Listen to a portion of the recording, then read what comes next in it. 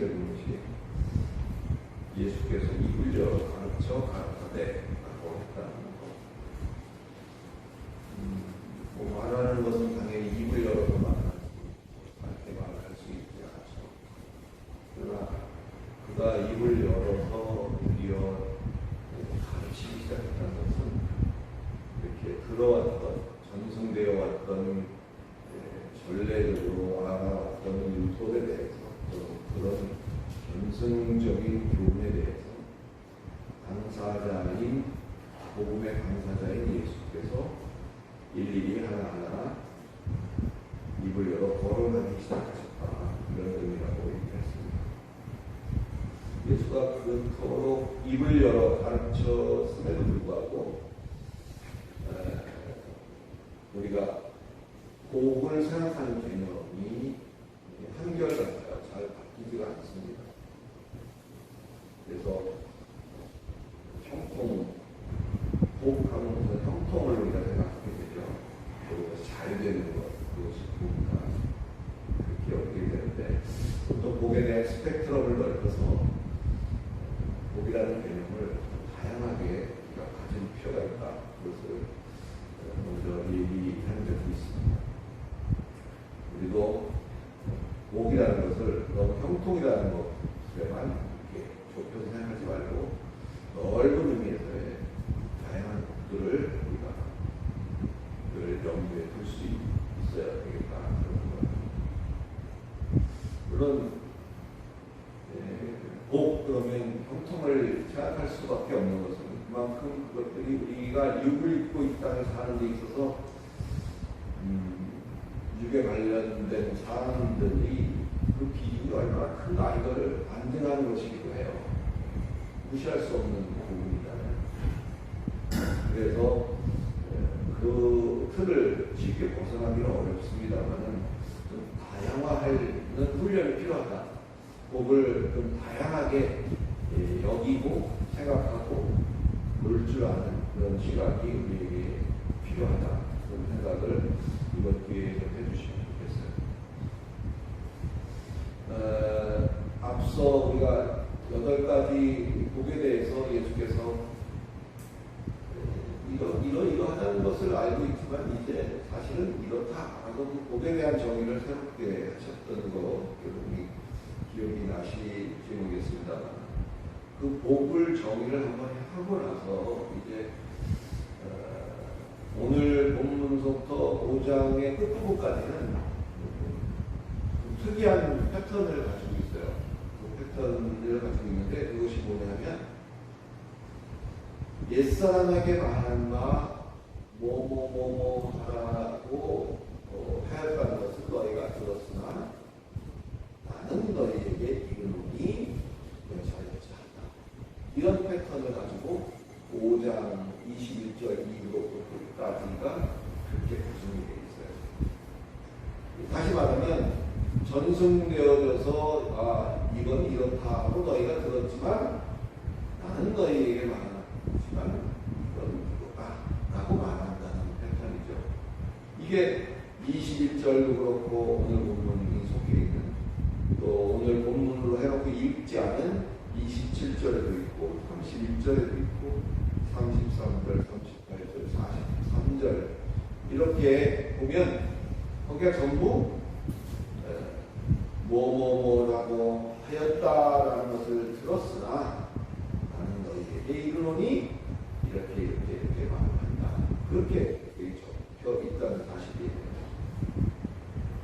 소위 우리가 옛사람으로 대변되고 있는 것이 율법이거든요. 옛사람으로 대변되고 있는 율법에 대해서 앞서도 말했듯이 나는 율법을 폐하러 온 것이 아니라 그것을 완수하기 위해서 왔다. 그런 얘기를 하셨듯이 이걸 폐하려는 게 아니라 그 지키되 그 의미적으로도 온전하게 지킬 수 있는 그래서 율법의 참 의미를 말하시는 데에 이 뒷부분을 할애하고 있다. 그런 것을 우선 우리가 놓치지 말아야 될 것 같습니다. 그래서 옛사람에게 말하는 바 오늘 제일 첫 번째 다루고 있는 게 뭐죠? 살인의 20절 우리가 보니까 그랬죠? 옛사람에게 말한다. 살인하지 말라. 우리 살인하면 심판을 받게 되리라 하였다는 것을 너희가 들었으나 나는 너희에게 이르노니 이렇게 얘기합니다.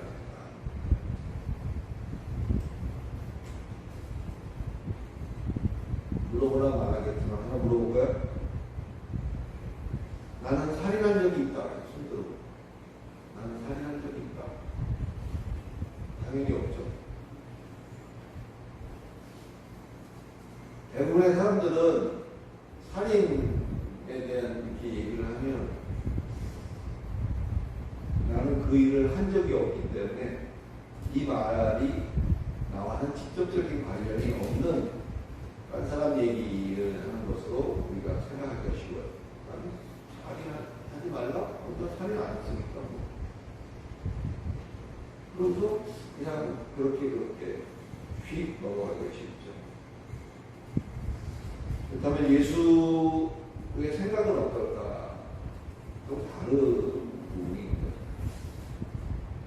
설사 율법을 그 당시적으로 말하면 서기관이나 바리새인들이나 율법을 철저하게 지켰기 때문에 율법에서 살인하지 말라고 한 것을 했을 일도 없겠지만 안 하겠지만 그렇게 율법을 철저히 지켜서 남을 죽인 적이 없다 하더라도 예수는 뭐라고 말하고 있냐면 노하고 라가 라고 말하고 미련하다 라고 한 적이 있다면 이 모두가 살인보다 더한 것으로 다루어지게 될 것임을 예수는 가르쳐주고 있다. 노한다는 의미는 뭘까요? 뭐 당연히 화내고 미워하는 뭐 이런 게 노하는 거잖아요. 라가 라고 하는 것은 텅 비었다는 뜻입니다. 라가라는 말의 뜻이 텅 비었다. 그러니까 이걸 뭐 아이들이 하는 말로 또 그냥 세상에서 하는 말로 한다면 불림도 뭐 이런 정도의 표현일 수도 있어요. 라가라는 말이 불림도. 또 미련한 놈이라는 것은 뭐 우리가 잘 알다시피 없인 여기는 말의 대표적인 말인 것 정도는 다 알죠. 미련하다, 노하다, 또 뭐 이런 정도. 어때요? 아까보다 살인에 대한 느낌이 조금 더 가까워지는 것 같구나. 이래도 나하고 전혀 관계없는 나는 살인한 적이 없어 라고 할 수 있겠는가. 그렇다면 이제 조금씩 가까워지는 거죠. 우리가 왜 노하죠? 노하는 또 왜 화가 나죠?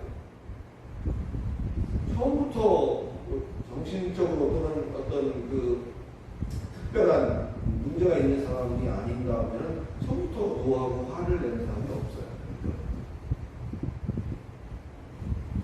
열정이 과한 것입니다. 열정이 과한. 내 생각과는 달리 엉뚱한 일을 자꾸 해내니까 처음에는 안 그랬다가 이제 점점 그것이 노하게 되고 화가 나게 되는 어떤 그런 결과를 초래합니다. 처음에는 불쌍하기도 하다 그런 생각을 할 수도 있죠. 측은해 보이기도 하고. 근데 점점 그것이 쌓이면 노하게 되고 화를 내게 되고 그런 것이 일반적이지 않을까. 내 생각이란 뭘까요? 이 부분에서 내 생각은 뭘까요? 우리가 이 성경을 볼 때 문자적으로 그것이 의미하는 바만 본다면 성경은 우리에게 바른 생활을 가르쳐주는 교과서는 아니에요. 성경에 보면 못된 일도 많이 나오죠. 싸우는 얘기도 나오고 전쟁하는 얘기도 나오고 세계 평화를 주장하는 상황에서 여기 어떤 분은 성경을 읽다가 뭐 이런 얘기가 다 여기 나옵니다. 책장을 바꿨다는 분들 같은데 성경은 이런 우리는 오해를 하면 안 돼요. 성경은 우리에게 바른 생활이 뭔지를 가르쳐주는 어떤 그런 정도의 수준이 아니에요. 문자적으로만 봐서는 안 된다는 의미이기도 하죠.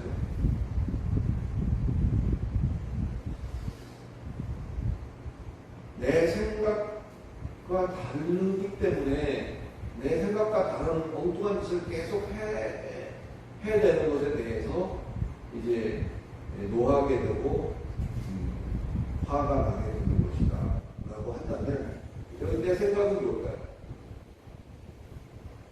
여러분 우리가 그러잖아요. 여러분들이 오늘날 이 자리에 있기까지 하나님이 여러분을 인도하셨던 과정들은 아마 책으로 쓰라고 해도 몇 권 분량이 나올 수 있는 거 아니겠어요? 그런 과정들을 다 각각 다른 길들을 걸어서 여기까지 오신 거죠.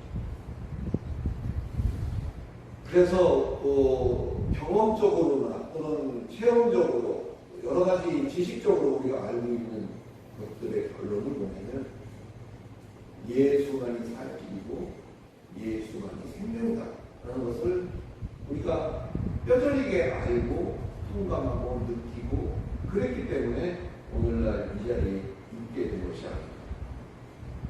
그러니까 우리는 내 생각이라는 것이 예수를 믿어야 되는데 예수만이 길인데 예수만이 생명인데 그걸 하지 않아 권하고 복음을 사역을 한다는 건 그거잖아요. 그런 일을 할 때 평생 자꾸 딴짓만 하려고 있으면 우라통이 터지고 노하게 되는 상황이 되는 거 아니에요. 노하는 이유가 처음에 내 생각대로 되지 않기 때문에 거기에 대해서 그 열정이 점점 과하다 보니까 노하게 되고 화가 나게 되는 것이다. 라가라고 하는 것은 또 어떤 건가요? 라가라고 하는 건 텅 비었다는 의미라고 했잖아요. 텅 비었어. 내가 보기엔 너무 텅 비었어. 반대의 얘기 뭐죠? 거기에 비하면 나는 좀 찼어. 나는 좀 찼다니. 나는 찾고 너는 안 찾으니까 내가 라가라고 말을 할 수 있는 거예요. 들어오지 말고 나가라는 소리가 아니에요. 라가라는 말이 좀 비었다는 거예요. 이것은 아까 내 생각대로 되지 않았을 때 그것이 그 열정이 차고 넘쳐서 노하게 되고 운을 내게 되고 화를 내게 되는 결과를 가져왔다면 오늘 상대방을 향해서 또 형제를 향해서 라가라고 하는 것도 자기 기준에 미치지 못하기 때문에 나오는 행동이에요. 나의 의보다 너의 의가 그만 못하다는 거죠. 나의 의는 이런 정도 수준인데 너의 의는 이런 정도 수준입니까? 텅 비었네, 텅 빈 놈, 벌빈 놈, 뭐 이런 말을 하게 된다는 것입니다. 자기 의가 기준이 돼서 남을 판단하게 되는 것, 그것이 바로 형제를 향해서 라가라고 말하는 것이다. 나는 지혜로운데 너는 그렇지 못하구나. 너는 텅 비었구나. 나는 있는데 너는 없구나. 이런 것에 대한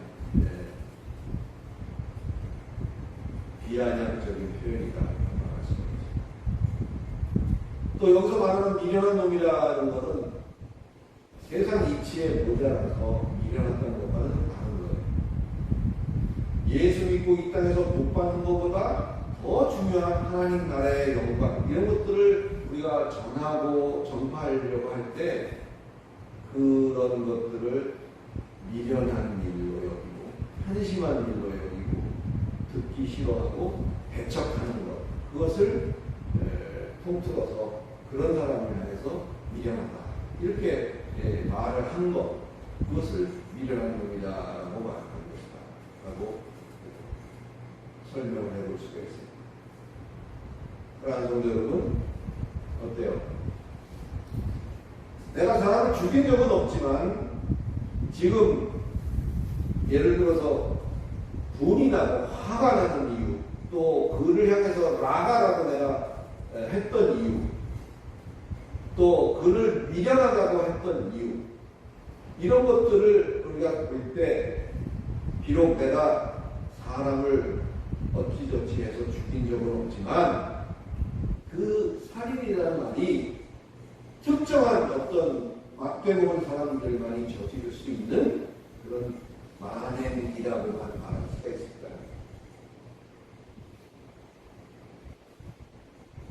바로 내 자신이 결코 여기에서 아주 자유롭지만은 않다는 것을 우리가 인정하고 우리의 눈이 열려서 그 상대방의 생사, 목숨에 죽고 사는 문제를 비롯하여 그의 영이 살아나고 죽을 수 있는 어떤 그런 것까지도 관심을 가지고 그것을 위해서 원저된 자로서의 행할 바를 잘 감당할 수 있는 저와 여러분이 되시기를 간절히 축원합니다. 이렇게 살인을 하는 게 특별한 사람에게만 해당되는 것이 아니라는 것도 우리가 인식을 해야 비로소 그 뒷부분 23절부터 26절의 내용들이 또 이해가 될 수 있는 거죠. 잘 살펴보면 이 내용이 특정한 사람을 대상으로 하고 있다는 것을 알 수 있어요. 누구를 대상으로 하는 말일까요? 23절에 보니까 그걸로 가셔도 있겠어요. 23절 시작. 그러므로 예물을 제단에 드리려다가 거기서 내 형제에게 원망 들을 만한 일이 있는 것이 생각나거든요. 누구를 대상으로 한 거예요? 형제를 바로 형제인 자에게 제한적으로 이것이 해당되는 말이에요. 형제가 아닌 경우에는 뭐 그닥 해당 사항이 없다는 말이 될 수도 있는 거죠. 형제는 헬라어로 아델포스입니다. 아델포스, 아라는 말은 하나라는 뜻이고 델포스라는 것은 태를 말해요. 자궁을 말해요. 그래서 형제는 뭐예요? 한 배에서 난 자. 하나의 태에서 길러져서 나온 자. 그것이 형제입니다. 가만히 이치적으로 생각해봐도 형, 아우, 오빠, 다 이 태에서 나왔다 이렇게 생각할 수 있는 거죠. 같은 태에서 길러졌다는 것은 교훈이 같다는 의미입니다. 교훈이 같은 태에서 났다는 것은 같은 교훈으로 길러졌다 이렇게 볼 수가 있습니다. 가치관이 다르고 추구하는 바가 다른 그런 관계에 있어서는 아까 말씀드렸듯이 오늘 교훈이 그렇게 직접적이지 않을 수도 있다는 것을 우리가 알고 있어야 될 사안이다. 자, 이제 살인의 참 의미는 우리가 알았으니까 이제 그 실천적인 측면을 다루고 있는 것을 볼 수가 있는데 첫째 상황은 어떤 상황이죠? 첫째 상황은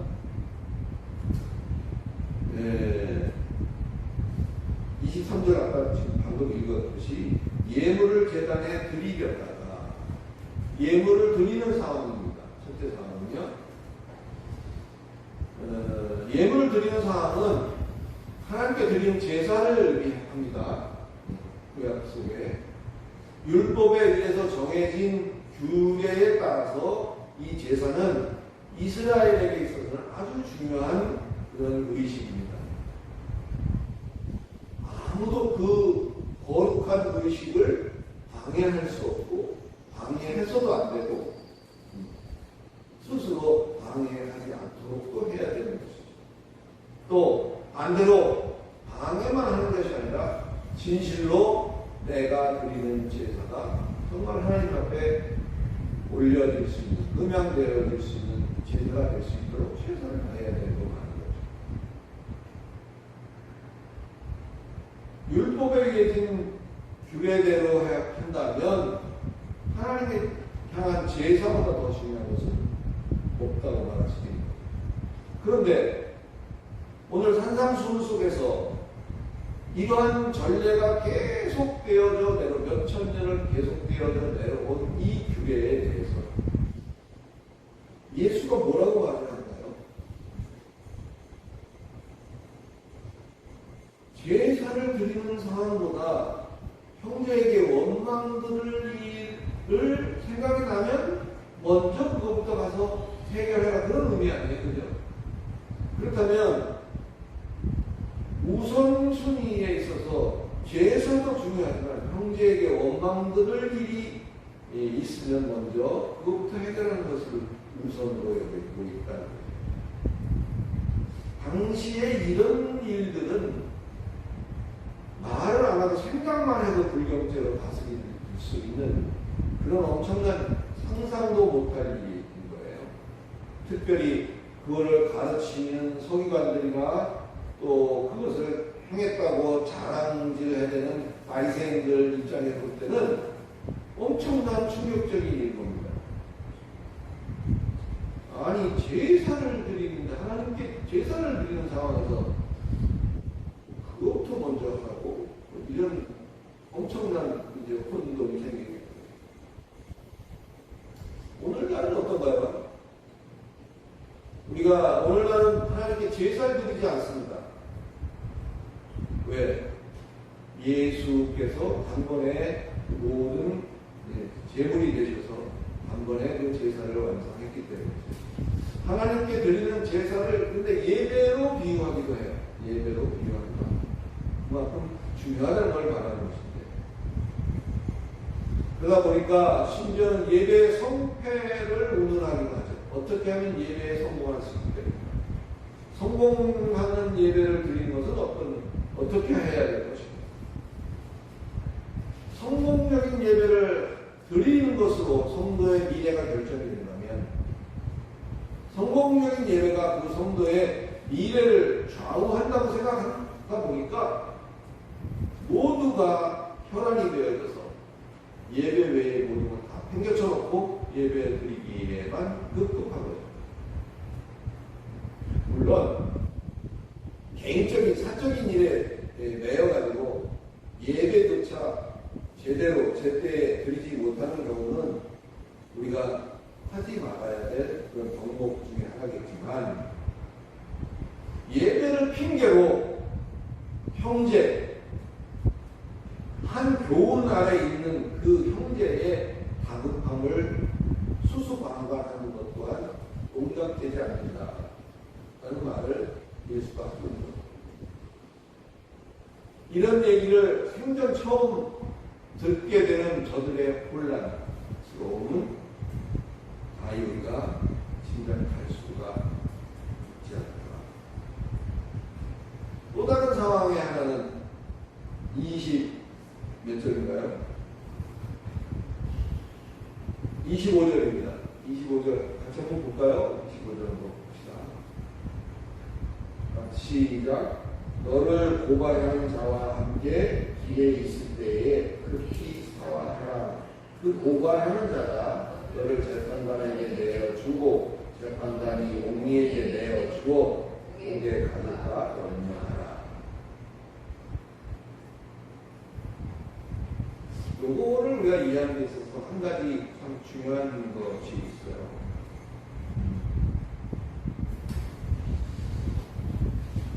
어떤 상황이죠? 첫 번째 상황은 예배를 드리는 상황, 아니 제사를 드리는 상황보다 더 중요한 것이 있다는 말을 하는 거죠. 또 하나는 포인트가 뭐냐면 길에 있을 때, 길에 있다는 것은 출발을 해서 목적지에 도착을 한 상태가 아니에요. 그러면 그렇게 말을 하지 않죠. 길에 있다는 것은 이미 출발은 했고 목적지를 향해서 가고 있으나 아직은 목적지에 도달하지 않은 상태. 그것이 길에 있을 때.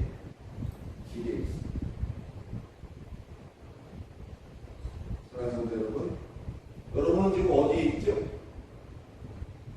의자에 앉아있죠. 교회에 있죠. 우리는 출발을 해서 목적지로 가고 있는 길 위에 있는 사람들입니다.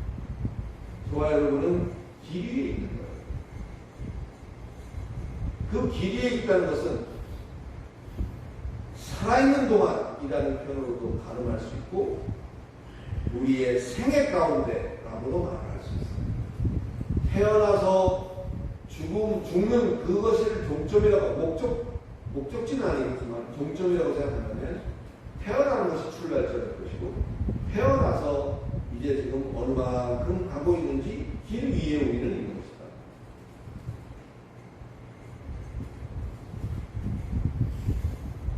우리 재춘 씨보다는 내가 좀 더 멀리 와 있는 거고 각자 어디에 있는지는 자기에게 물어보면 알겠죠. 그런 만큼 우리는 아직은 길 위에 있는 거예요. 이완성적이라는 얘기하고도 바꿔 말할 수가 있고 우리가 길 위에 있을 때 예수께서 말하고 있는 것은 길 위에 있을 때로 굉장히 중요한 포인트예요. 딴 거 다 잊어버려도 우리가 길 위에 있는 거구나 이것만이라도 하나 딱 마음속에 담았다면 여러분은 못 받아요. 자, 여기에서 우선순위는 야, 왜 너 자꾸 내 바지가랑이를 붙잡아? 왜 자꾸 나를 회방하고 못 가게 해? 나 빨리 가야 될 곳으로 가야 된다. 다시 말해서 내가 가야 될 목적지에 속히 가는 것이 우선순위가 아니라는 거예요. 그러면서 옛날 성경은 송사하는 자라고 얘기하고 있는데 오늘은 개혁개정에는 고발하라고 표현하고 있죠. 이런 표현을 하면서 송사하는 형제와의 사화가 먼저다. 우선순위가 또 바뀌죠. 목적지로 빨리 가는 것이 중요한 게 아니라 너를 일러 바치고 너를 고발하려고 하는 그와 사화하는 것이 먼저다. 사화라는 것은 한문으로 얘기하는 사사로울 사자예요. 그리고 화자는 화목할 화자입니다. 사사로이 화목하는 거예요. 그러니까 빨리 달려가서 어디로 가고 있는 거죠? 재판관 앞으로 달려가는 거죠. 지금 가고 있는 거예요. 그런데 중요한 것은 재판관 앞에 가기 전에 길 위에 있을 때에 사과하는 거예요. 그냥 법정에 가는 것이 믿는 사람은 법정에 가면 안 된다. 그런 얘기를 우리가 듣기도 하죠. 법으로 모든 걸 해결하려고 하면 안 되는 거다. 그런 얘기도 합니다. 그러나 법을 의지하는 것이 잘못된 것은 아니에요. 그리고 오해하지 마시기 바랍니다. 우리도 예수께서 말했듯이 이 동정이 누굴 겁니까? 했을 때 모르겠어요. 그 법은 그 법에 해당되는 자에게 줄 것이고 이 법은 이 법에 해당되는 자에게 다시 말하면 각각의 그 법에 충실해야 되는 것을 말하는 거죠. 율법도 마찬가지입니다. 사과하라는 것은 사과하라는 게 아니에요. 사과하라는 것이 아닙니다. 그냥 어떤 공권력에 개입돼서 또는 어떤 공식적인 상황에서 그것을 해결하지 않고 그 전에 그 시시비비를 논하기 전에 서로 사적으로 풀어서 아직 재판관과 옥리의 손에 가기 전에 해결하는 것이 먼저다라는 것을 비유적으로 말하는 거예요. 어려운가요? 우리가 출발해서 목적지까지 가서 결국은 저나 또 우리 정 목사님이나 누구든지 한 번 다 거기에 서게 된다는 것을 여러분은 아시죠? 우리는 한 번은 그 앞에 설 수밖에 없는 상황입니다. 그때는 하나님이 재판관이시고 그 옆에서 예수께서 보좌 우편에 앉아서 쟤는 이렇고요, 쟤는 이랬고요, 쟤는 이러한 일을 이렇게 했고요, 이렇게 말하는 변호인 같은 역할을 하겠죠.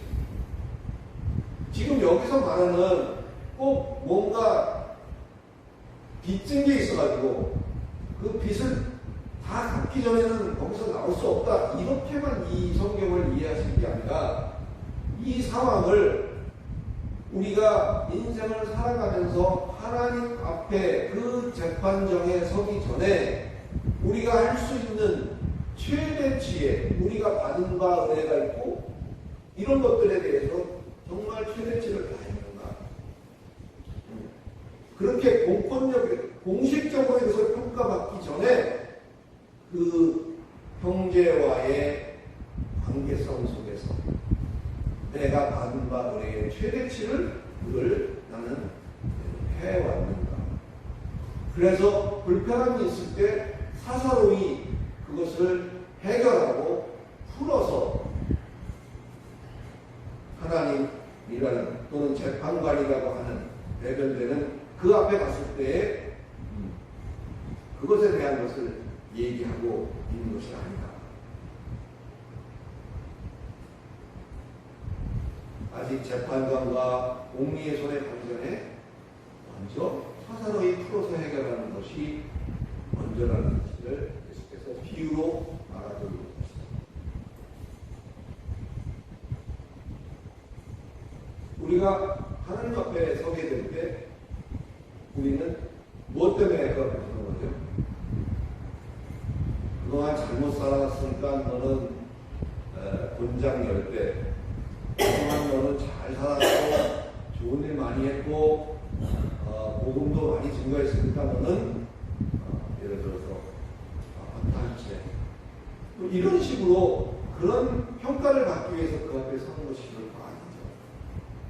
이게 굉장히 중요한 얘기예요. 우리가 그 앞에 서는 것은 우리가 지은 죄에 대해서 그것을 평가받고 벌받기 위하여 그 자리에 서는 것이 아니라는 사실 분명히 인식하시기 바랍니다. 죄 문제는 이미 상 받았잖아요. 아닌가요?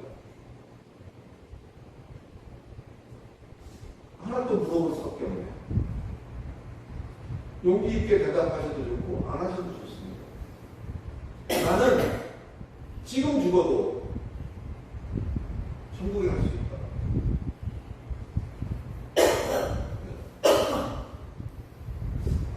내가 옛날에 어떤 아는 사람한테 물어봤어요. 굉장히 열심히 살았는데 지금 죽으면 천국 갈 수 있어요? 그랬더니 즉답을 안 하더라고요. 고민을 하기 시작했어요. 가만히 있어. 아이, 사장님, 그거 지금 어떻게 알아요? 그 얘기를 한 걸 들었어요. 여러분, 지금 알 수 없는 건가요? 여러분, 지금 당장 오늘 이 예배를 끝으로 내 인생이 마감됐다 할 때 천국 가는 거 아닌가요? 자신이 없으신가? 죄 문제는 우리 이미 해결을 받은 거예요. 우리가 예수를 믿는 그 순간에 예수가 대신 피 흘려 모든 우리의 지은 죄와 지을 죄와 또 공범죄와 자범죄와 이런 것들을 전부 다 망라해서 그 속죄함을 주신 거잖아요. 아직 이와 같은 사실이 분명하지 않다면 이거 하셔야 돼요. 우리가 육을 입고 살기 때문에 먹는 거 해결하는 거 되게 중요합니다. 굶고 살 수는 없잖아요. 그러기 위해서 시간을 투자하고 많은 일들을 투자하고 노력을 투자하는 거 정말 가상이 여기는 수 있는 일이죠. 그런데 그거보다 더 중요한, 아니 그것만큼 중요한 것이 바로 그 문제거든요. 죄의 문제가 해결이 안 된다면 시간을 내서 참석하셔야 돼요.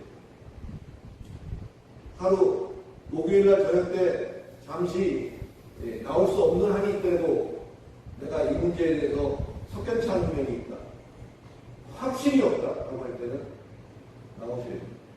그래서 집중적으로 거기에 대해서 왜 우리가 이미 죄사함을 받았다고 자신 있게 그렇게 말할 수 있는지,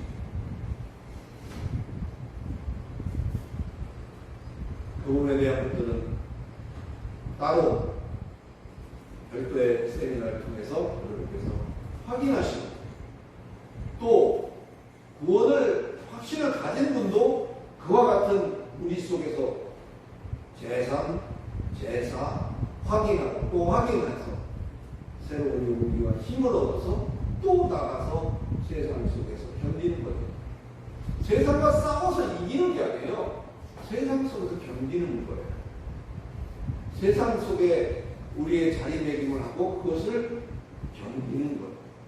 그 견디는 것을 하나님은 이긴다, 이겼다라고 평가해 주시고,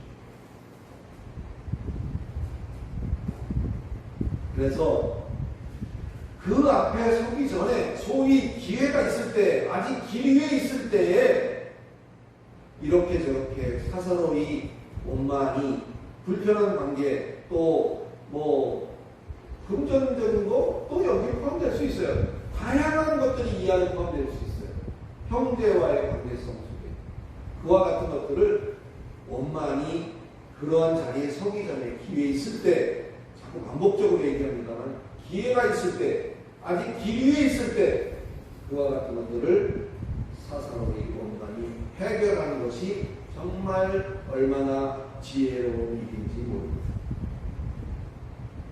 또 그렇게 했던 많은 것들이 하나님 앞에 섰을 때 우리의 공적으로 이제 책을 펼치죠.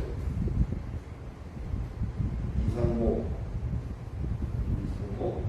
몇 년생 이렇게 하진 않겠지만 이렇게 펼쳐서 봅니다. 어떤 일을 했고 어떤 일을 했고, 이거 정말 참기 어려운 일로 참았고 이거를 믿음으로 이걸 이겼구나. 이런 것들이 다 뭐 어떤 분은 비디오처럼 이렇게 쭉 뭐 상영이 된다고도 합니다만 가보자라는 확실한 건 모르겠고, 어떤 방식이든 리뷰가 될 거예요. 그 삶이 리뷰가 될 때 그 리뷰 속에서 특별히 이렇게 이런 일들, 길 위에 있을 때 원만하게 했던 이런 것들이 하나님 앞에 나타나고, 물론 그렇게 하지 않아도 이미 아시는 전지적인 하나님이시지만 그것이 상급으로 기록되어 있다는 것도 우리가 바울의 동역을 할 수 있을 겁니다. 여러분, 억울해 본 적 있습니까? 나는 살면서 한 번도 억울한 적이 없었다. 손들 사람이 없겠죠. 그런 질문만 제가 해요. 나는 한 번도 살면서 억울한 적이 없다. 우리는 늘 억울함 속에 있습니다. 특히 예수를 바르게 믿고 또 예수를 열심히 믿을수록 그 억울함이 있기도 해요. 아직 경험을 못하시는 분도 계시고 그럴 수도 있겠지만, 예수 열심히 믿을수록 그 억울함이 따라오는 게 많습니다.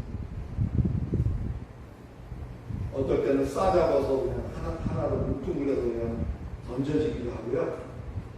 또 어떨 때는 그냥 뭐 도매금을, 똑같은 얘기인가요? 도매금을 막 넘어갑니다. 예수 믿는다 해서 아이고 예수 믿으시 이쪽으로 오세요. 따로 해서 항상 차려주거나 이럴 일은 결코 없는 것. 예수를 똑바로 믿을수록 억울한 일이 많습니다. 불이익이 많습니다. 또 억울해 본 적도 있지만 본의 아니게 내가 부지불식간에 아직도 모르는 걸까 있을 수도 있어요. 여러분. 모르고 있는 가운데서도 나로 말미암아 남을 억울하게 한 적도 있을 거예요. 나는 한 번도 남을 억울하게 해본 적이 없다. 이것도 손들 사람이 없잖아요. 억울함을 당하는 것도 남을 본의 아니게 억울하게 한 것도 다 이와 같은 일 속에 형제와 관련된 일 속에 포함이 되어 있어요. 누구에게나 있을 법한 그런 흔한 경험이지만 최근에 뭐 여러 가지 경험을 합니다만 너무 억울하면 잠도 안 오더라고요. 너무 억울하면 잠이 안 와요. 계속 그 생각이 납니다. 전에 좋았던 것들도 다 한순간에 없어져 버리고 그 생각만. 그럴 때 우리는 어떻게 하죠? 억울할 때. 할 수 있는 건 두 가지밖에 없어요. 첫째, 왜 그런지 항변하는 거예요. 도대체 왜 그러는 거야? 또 한 가지는 따져서 묻는 거죠. 뭐 때문에 그러는지. 근데 이게 잘 안 되다 보면 다툼이 일어날 수밖에 없겠죠. 당사자 간에. 그렇게 되면 오늘 본문처럼 고발하러 가는 거예요. 송사하는 것이고 고발하러 가는 거예요. 법의 힘을 빌리는 게 잘못된 것이 아니라 늘 우리는 크리스찬으로서 내가 할 수 있는 내가 받는 은혜의 버금가는 최대치를 늘 베풀어야 한다는 생각을 우리가 마음속에 갖고 있어야 된다. 기억하시기. 억울하면 잠이 안 나. 그래서 한 번은 그런 적이 있었습니다. 너무 억울하니까 불러서 도대체 왜 그러는 거냐? 뭐 때문에 그러는 거냐? 좀 그걸 물어보고 싶고 하나하나 조목조목 따져보고 싶은 게 우리 인지상정 아니에요? 아마 대부분 그렇습니다. 이게 선은 이렇고 분은 이렇고 이러니까 이렇고 저렇고 따지게 되죠. 그런데 이런 경험을 하나 했어요. 이거 뭐 간증이라면 간증일 수 있는데 제가 설교 시간에 이런 얘기 잘 안 합니다만은 너무 억울해가지고 그러려고 그럴까 뭐 이런 것도 이럴까 저럴까 고민도 하는 그 와중에 이런 생각이 드는 거예요. 저는 그것을 하나님의 음성이라고 생각하는데 억울하냐? 난데없이 그런 생각이 들었어요. 억울해? 나만 하겠냐? 내가 죄 없는 걸 믿는 거 아니야. 내가 피 흘려가면서 내 그 십자가에 달려서 너희들의 죄를 사하기 위해서 내가 그렇게 했거든. 가만히 봐라. 지금 어떻게들 하고 있는가. 물론 예수는 우리와 같지 않기 때문에 그렇게 억울해할 일도 없어요. 그건 그냥 내 느낌을 말합니다. 그런 느낌을 느꼈다면 네가 억울하다면 나만큼 억울하겠니? 생으로 죽었는데 그 죽음을 그냥 믿기만 하면 된다고 하는데 그걸 못 믿어하고 저렇게 다른 것 구도자라고 합니다. 길을 찾는 자. 세상에는 아무 생각 없이 사는 사람들이 있는가면 정말 뭔가 길을 찾기 위해서 사는 사람들도 많아요. 그런 구도자들도 믿기만 하면 된다는 이 길에 대해서 너무 과소평가해서 믿지 못하는 사람들 굉장히 많습니다. 그런 점을 볼 때 그런 생각이 불쑥 나한테 들었어요. 그래서 정말 억울한 건 나만큼 억울하겠니? 이런 생각을 하다 보니까 내 억울함이 정말 별게 아닌 게 되어버리는 상황이 돼서 그냥 입을 닫게 되더라고요. 입을 닫게 되니까 그 다음에 가슴만 이제 내어 터지는 거예요.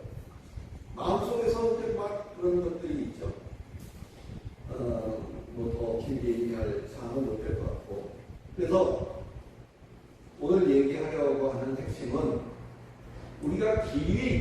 그것이 어떤 의미인지를 한번 생각을 하셔서 그런 것들을 형제와의 관계성 속에서 정말 그 앞에 서기 전에 해결하고, 정말 억울함에도 불구하고 그것은 두 가지가 있어요. 억울함을 내가 주었을 수도 있고 또 반대적으로 그 억울함을 내가 받았을 수도 있겠죠.